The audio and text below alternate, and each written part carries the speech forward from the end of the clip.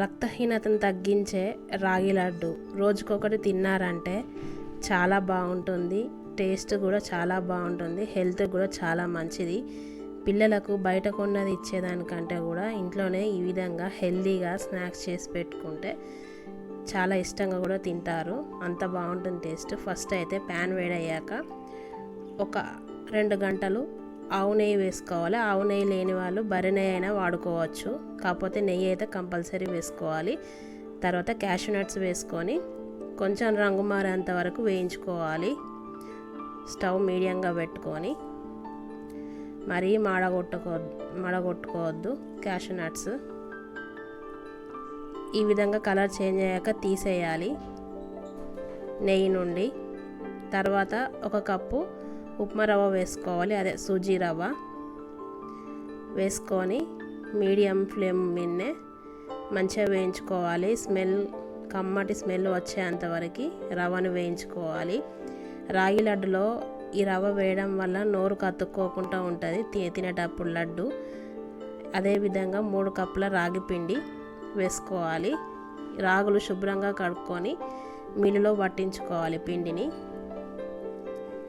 ఈ విధంగా 3 కప్పుల రాగి పిండికి 1 కప్పు ఉప్మా రవ్వ వేసుకొని లో ఫ్లేమ్ మీద మంచిగా కమ్మటి స్మెల్ వచ్చేంత వరకు వేయించుకోవాలి.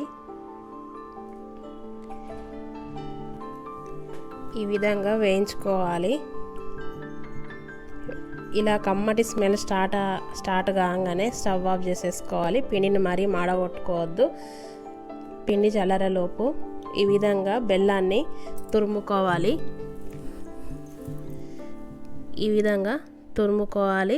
బెల్లం అనేది స్వీట్గా ఉండాలి, ఉప్పు ఉండొద్దు. లడ్డూలో వేసేటప్పుడు అరిసెల్లో వాడే బెల్లం అయితే చాలా టేస్టీగా ఉంటుంది. లడ్డు తొందరగా ముద్దకు వస్తుంది. ఈ విధంగా కప్పుతోటి కొలుచుకోవాలి. 3 కప్పుల తురిమిన బెల్లాన్ని వేసుకోవాలి మిక్సీ జార్లో. అదే మిక్సీ జార్లో ఇందాక వేయించి పెట్టుకున్న రాగి పిండి, ఉప్మా రవ్వతో పాటు ఈ 3 కప్పుల తురిమిన బెల్లాన్ని వేసుకోవాలి.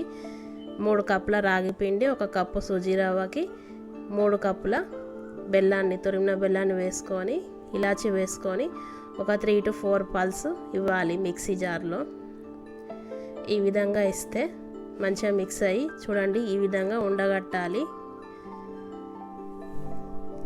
తర్వాత సరిపడా ఆవు నెయ్యి కలుపుకోవాలి.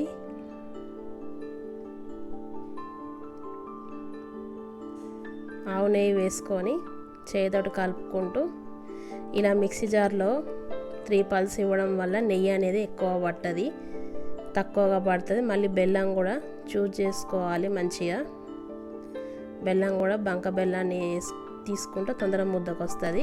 తర్వాత వేయించిన క్యాషూ నట్స్ వేసుకొని కలుపుకొని ఈ విధంగా లడ్డులాగా గుండ్రంగా చుట్టుకోవాలి ఉండలు.